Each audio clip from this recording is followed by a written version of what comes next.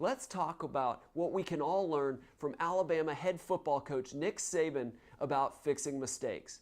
I'm Dr. David Geyer, orthopedic surgeon and sports medicine expert. Nick Saban is one of the greatest football coaches in the history of college football. Numerous national titles, and he wins. He's won at LSU, he's won multiple times at Alabama.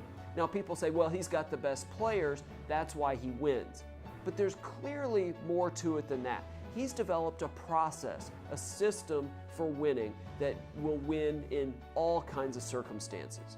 And one of the things that I think he does that we can all learn from so that we can become champions is his process and his coaching staff's process for fixing mistakes that occur in a game. It works like this. They play a game on Saturday. Win or lose, he wants to know every play what mistakes are made so the team can get better.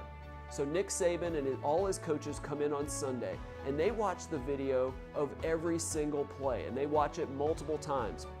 And each position coach gives each player a grade of how they did their job on every single play.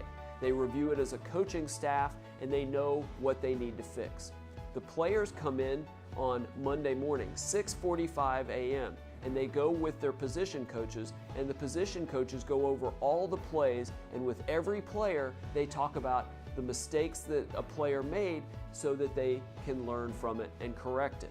Then they go out onto the field Monday afternoon, and for the first 10 or 15 minutes they work on fixing those mistakes. They work on the technique on any given play, or what the positioning should be, or the route that they should run. Every individual player learning, that play that they didn't do so well, this is how to do it better so that next time they don't make that same mistake. And it accomplishes a number of different things. First of all, within about 24 hours, that game, those mistakes are over. If they won the game, they got 24 hours or so to celebrate. If they lost the game, they only had about 24 hours to dwell on it, then they moved on. Also, because those mistakes are fresh in their mind, they could fix it right then and there while they still remember it. And they had video to show the players exactly what they did wrong. And again, it's not to berate the players, it's so that they can learn from their mistakes. So when they run that play again down the road, or on defense when they have a certain play and that exact scenario comes up, they'll remember how to do it correctly. The other thing that it does is that it shows the players that their performance on any given play, even though there's 11 players on the field, their performance can affect the entire team's outcome. If they don't block the right way or they don't run the correct route, it may affect the entire play, it may affect the entire team's outcome. So it shows how individual performance contributes to overall team success. So it really builds in the concept of team unity and team outcome.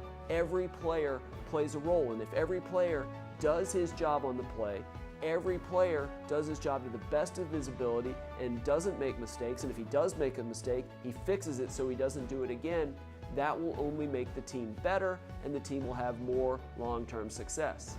About a year and a half ago, I gave a TEDx talk about youth sports and saving young athletes. I gave it in Bend, Oregon. You may have heard me talk about this before. It was a great experience. I really liked it.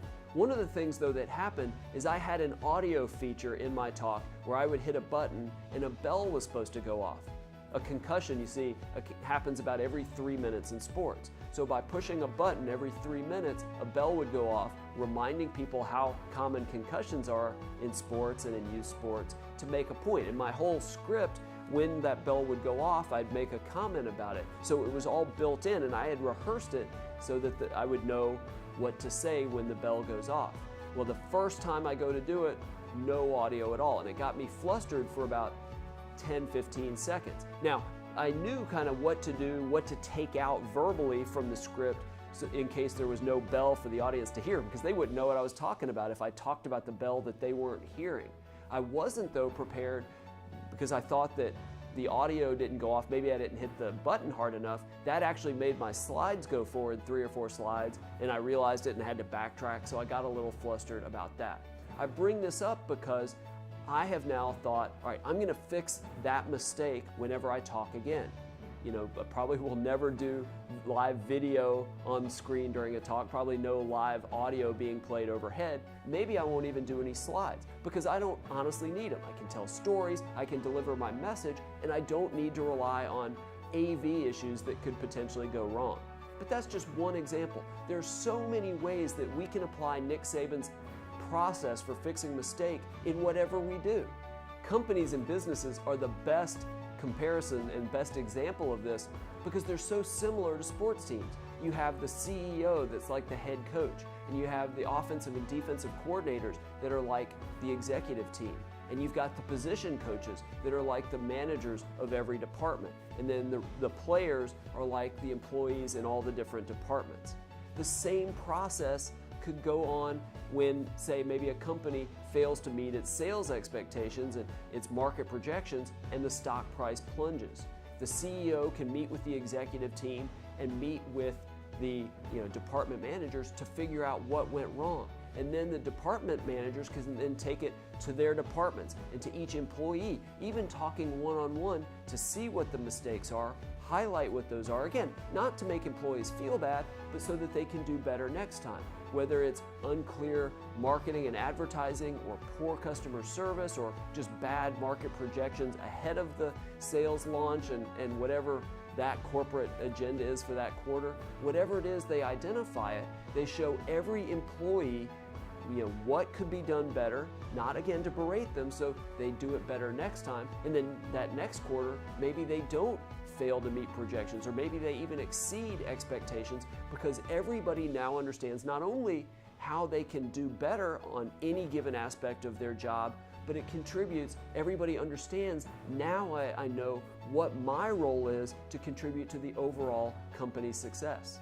If you're a student and maybe you get a poor grade on a test or you do poorly on a paper, don't sit there and think that, oh, you're a failure or you must be dumb and this is just the best you can do.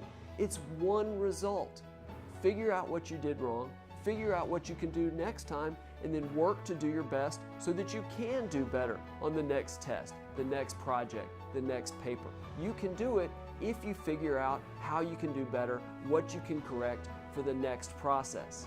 And if it's sports or exercise, this process of fixing mistakes can apply to you too. Maybe you ran a race that you were really excited about, but you didn't meet your target time. Figure out what you did wrong and what you could do better. Did you go out and start too fast so that you faded toward the end? Then start training so that you run the exact time each mile that you want to run. Or did you fade at the last hill and ran out of gas as you were going up that hill? Well, looks like you've got hill work in your future. Figure out what you did wrong so that you improve next time.